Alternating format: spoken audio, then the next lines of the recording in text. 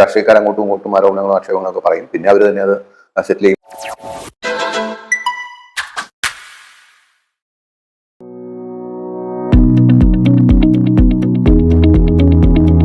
നമസ്കാരം.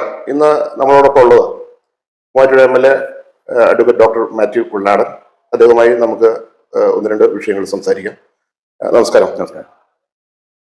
മുഖ്യമന്ത്രിയുമായി ബന്ധപ്പെട്ട് കരിമണൽ ഖനനത്തിന്റെ വിഷയത്തിൽ അദ്ദേഹത്തിന്റെ മാസപ്പടി വാങ്ങിയതുമായി ബന്ധപ്പെട്ടുള്ള കേസുകളിൽ അങ്ങ് നീതിന്യായ വ്യവസ്ഥയെ ആശ്രയിച്ച് സുപ്രീം കോടതിയെ സമീപിച്ച് സുപ്രീം കോടതിയിൽ നിന്ന് അനുകൂലമല്ലാത്ത വിധി വന്നു എന്നുള്ള ഭാഷ്യത്തിൽ അല്ലെങ്കിൽ ആ കാര്യത്തിൽ ഇടതുപക്ഷ മാധ്യമങ്ങൾ വളരെ അങ്ങേ അറ്റാക്ക് ചെയ്ത് നിൽക്കുന്ന ഒരു സമയമാണിപ്പോൾ.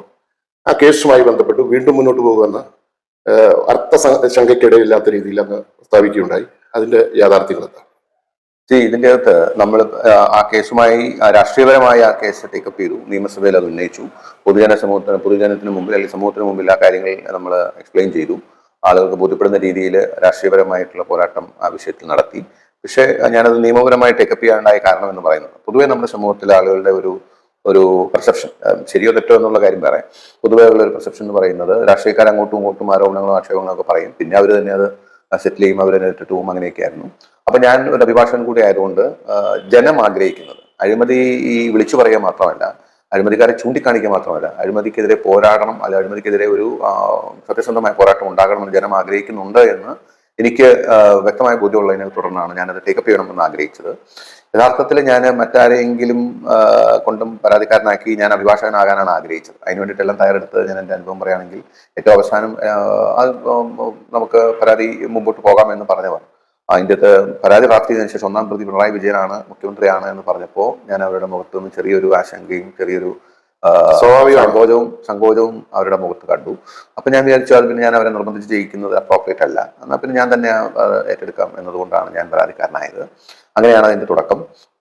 നമുക്ക് കളക്ട് ചെയ്യാൻ പറ്റുന്ന അത്ര രേഖകളും കളക്ട് ചെയ്ത് ഒരു വിജിലൻസ് അന്വേഷണം, അതായത് അഴിമതി നിരോധന നിയമപ്രകാരം PC ആക്ട് പ്രകാരമുള്ള ഒരു അന്വേഷണം നടന്നാൽ മാത്രമേ അഴിമതിയുടെ ആംഗിൾ പുറത്തു വരത്തുള്ളൂ. ബാക്കി ഏത് അന്വേഷണം നടന്നാലും എന്തൊക്കെ നടന്നാലും അഴിമതിയുടെ ആംഗിൾ വരുമ്പോഴാണ് ഈ മുഖ്യമന്ത്രി എന്ന നിലയിലുള്ള അദ്ദേഹത്തിന്റെ അധികാര ദുർവിനിയോഗം അടക്കമുള്ള കാര്യങ്ങൾ നമുക്ക് ചോദ്യം ചെയ്യാൻ കഴിയുള്ളൂ. അപ്പൊ ആ നിലയ്ക്കുള്ള ഒരു പരാതിയുമായി മുമ്പോട്ട് പോയപ്പോൾ പൊതുവെ കോടതി അഡോപ്റ്റ് ചെയ്ത ഒരു നിലപാട് എന്ന് പറയുന്നത്, ഒരു മുഖ്യമന്ത്രിക്കെതിരെ അതല്ലെങ്കിൽ ഇത്രയും ഉന്നതസ്ഥാനീയനായ ആൾക്കെതിരെ ഒരു കേസ് എടുക്കുന്നതിന് മുമ്പ്, അങ്ങനെ ജഡ്ജ്മെന്റ്സ് ഉണ്ടെന്നുള്ള കറക്റ്റാണ്, പക്ഷെ അങ്ങനെ ഒരു റിലക്റ്റൻസ് കോടതി മറ്റു കാര്യങ്ങളെല്ലാം വിലയിരുത്തിയിട്ട് സംശയാസ്പദമായ സാഹചര്യങ്ങൾ നിലനിൽക്കുന്നു എന്ന് വരെ പറഞ്ഞെങ്കിലും അവിടെ വിട്ട് മുമ്പോട്ട് കടക്കാൻ തയ്യാറായില്ല, നിർഭാഗ്യകരമായി പോയി. പക്ഷെ അതിനിപ്പോൾ മറ്റ് ആംഗിളിൽ ആ കേസിനെ എങ്ങനെ അപ്രോച്ച് ചെയ്യാൻ പറ്റും എന്നുള്ളതിനെ സംബന്ധിച്ച് ഒരുപക്ഷെ എൻ്റെ സഹപ്രവർത്തകരും അല്ലെങ്കിൽ കുറച്ചുകൂടി സീനിയർ ആയിട്ടുള്ള ലോയേഴ്സും ഒക്കെ ആയിട്ട് കൂടിയാലോചന നടത്തിയിട്ടുണ്ട്.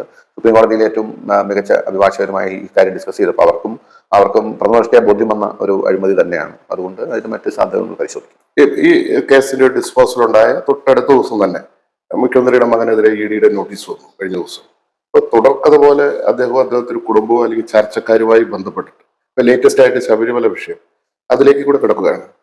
കേട്ടുകേൾവി പോലും ഇല്ലാത്ത ഒരു ഭരണ സംവിധാനത്തിന് നിരക്കുന്നതല്ലാത്ത കാര്യങ്ങളാണ് അവിടെ സംഭവിച്ചത്. അതുമായി ബന്ധപ്പെട്ടിട്ടുള്ള വിഷയങ്ങളിൽ താങ്കൾ എന്താ അഭിപ്രായം പറയും? അല്ല, ഇപ്പോ നമ്മൾ കണ്ടുകൊണ്ടിരിക്കുന്നത് യഥാർത്ഥത്തില് CPM വലിയൊരു പ്രതിസന്ധിയിലാണ്.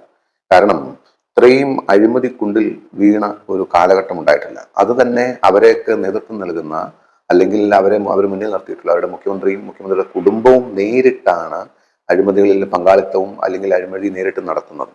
അതിൽ മുഖ്യമന്ത്രിയുടെ മകൾ മാത്രമല്ല മകനും ഇൻവോൾവ് ആണ് എന്ന് കഴിഞ്ഞ ദിവസങ്ങളിൽ വാർത്തകളിലൂടെ പുറത്തു വന്നു. പിണറായി വിജയന്റെ ഈ കാലഘട്ടം CPMനെ സംബന്ധിച്ച് അവരുടെ അടിവേര് ഇളക്കുന്ന നിലയിലേക്ക് കാര്യങ്ങൾ പോവുകയാണ്. സ്വാഭാവികമായിട്ടും മുഖ്യമന്ത്രി തന്നെ അല്ലെങ്കിൽ മുഖ്യമന്ത്രിയുടെ കുടുംബം തന്നെ പച്ചയായ അഴിമതി നടത്തുമ്പോൾ ഇമ്മീഡിയറ്റ് ആയിട്ട് ചുറ്റും നിൽക്കുന്നവർക്കും ഒക്കെ കാര്യങ്ങൾ ബോധ്യപ്പെടുമല്ലോ. അപ്പൊ അങ്ങനെ വരുമ്പോൾ ചുറ്റും നിൽക്കുന്നവർക്കും ഒക്കെ വലിയ ടെൻഡൻസി ഉണ്ടാവും. അപ്പൊ നിങ്ങൾക്കാവാമെങ്കിൽ ഞങ്ങൾക്കും ആവാമല്ലോ എന്ന നിലയിൽ എല്ലാ മേഖലയിലും അഴിമതി ക്യാൻസർ പോലെ പടർന്നു പിടിച്ച് ഏറ്റവും ഒടുവിൽ ശബരിമല ശാസ്ത്ര ക്ഷേത്രത്തിൽ നിന്ന് അല്ലെങ്കിൽ ശബരിമല അയ്യപ്പന്റെ സ്വത്ത് അല്ലെങ്കിൽ സ്വർണം പോലും മോഷ്ടിക്കുന്ന നിലയിലേക്ക് കാര്യങ്ങൾ എത്തിച്ചേർന്നിരിക്കുകയാണ്. ഇതിനവർ വലിയ വില കൊടുക്കേണ്ടി വരും. കാര്യങ്ങൾ അപ്പൊ നമ്മൾ രാഷ്ട്രീയ ആക്ഷേപമായി പറയുന്നതല്ല, കാര്യങ്ങൾ പുറത്തു വന്നതിന് പിന്നാലെ ഇത് പരിശോധിച്ച ഹൈക്കോടതി ഇത് നടന്നത് പച്ചയായ കൊള്ളയാണ് എന്ന് ഹൈക്കോടതി വിധിയിലൂടെ തന്നെ പറഞ്ഞിരിക്കുന്നു. അതിന്റെ ഉത്തരവാദിത്തത്തിൽ നിന്നും സർക്കാരിനോ ഭരണാധികാരികൾക്കോ ഒഴിഞ്ഞു മാറാൻ കഴിയില്ല. അങ്ങനെ ഏതെങ്കിലും ഒരാൾ വിചാരിച്ചാൽ, ഒരു പോറ്റി വിചാരിച്ചാൽ എടുത്തുകൊണ്ട് പോകാൻ കഴിയുന്നതല്ല ശബരിമലയിലെ സ്വർണം. അപ്പൊ അതിലെ ഒരു കൂട്ടായ ഗൂഢാലോചനയും കൂട്ടായ ഒരു എഫേർട്ടും ഉണ്ടായിട്ടാണ് അവരത് ചെയ്തിട്ടുള്ളത്.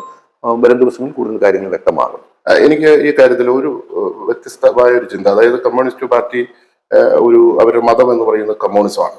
സ്വാഭാവികമായും വ്യവസ്ഥാപിതമായ മത സ്ഥാപനങ്ങളെയും മതപരമായിട്ടുള്ള ബന്ധങ്ങളെയും എല്ലാം തകർക്കുന്ന ഒരു സമീപനം പിണറായി എന്ന് പറയുന്ന കുശാഗ്രവൃത്തിക്കാരനായ കമ്മ്യൂണിസ്റ്റ് മുഖ്യമന്ത്രി നടത്തുന്നതായിട്ട്, ഇതും അനുബന്ധമായിട്ട് നിരവധിയായിട്ടുള്ള കമ്മ്യൂണിറ്റിയിൽ അവർ ഇടപെട്ടുകൊണ്ട് നടത്തുന്ന പ്രവർത്തനങ്ങളിൽ നിന്നും വ്യക്തമാകും.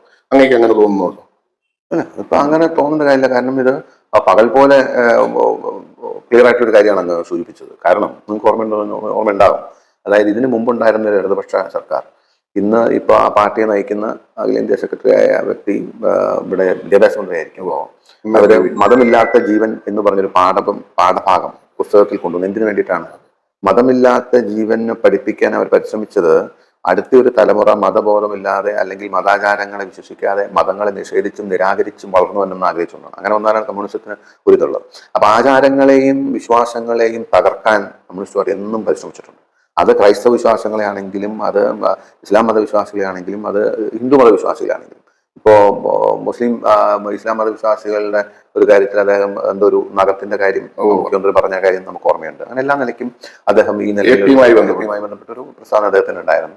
അപ്പൊ അവരുടെ സമീപനം അതാണ്. ഇപ്പോ ശബരിമലയിൽ ഒരു സുപ്രീം കോടതി ഉത്തരവിന്റെ മറവിൽ അവിടെ യുവതികളെ കയറ്റി ആചാര ലംഘനം നടത്തി ആചാരത്തെ പൊളിച്ചു കളയാനുള്ള ഒരു ശ്രമം നടത്തുകയുണ്ടായി. അപ്പൊ ഇതെല്ലാം കാണിക്കുന്നത് ഈ വിശ്വാസപരമായ കാര്യങ്ങളെ തകർക്കാൻ മാർക്സിസ്റ്റ് പാർട്ടി ആഗ്രഹിക്കുന്നുണ്ട്. തന്നെ ഒരു വിശ്വാസി അല്ലാത്ത ഒരാൾക്ക് ഇതിലൊന്നും വലിയ തെറ്റാണ്. അവര് വിശ്വാസികളും ഭക്തരും കാണിക്കുന്ന ഈ ഡെഡിക്കേഷൻ അല്ലെങ്കിൽ ഇത് കൊടുക്കുന്നത് അത് ഇവർക്ക് ബ്രാൻഡായിട്ട് കൊടുക്കുന്നു എന്നുള്ള നിലയിലാണ്. അല്ലെങ്കിൽ അയ്യപ്പൻ എന്തിനാ സ്വർണം, അത് ആരെങ്കിലും എടുത്ത എന്ന ആ നിലയ്ക്കുള്ള സംസാരങ്ങളും ഒക്കെ പലപ്പോഴും കമ്മ്യൂണിസ്റ്റ് പാർട്ടികളുടെ ആളുകളിൽ നിന്ന് പോലും ഉണ്ടാവും. അത് അവരുടെ കാഴ്ചപ്പാടും വിശ്വാസം അതാണ്. അപ്പൊ അതിന്റെയൊക്കെ ചേർന്നുള്ള ഒരു പ്രതിഫലനമാണ് ഇപ്പോൾ ഉണ്ടാകുന്നത്. അപ്പോൾ നമ്മളോട് സംസാരിച്ച് നന്ദി. You go ahead. Thank you.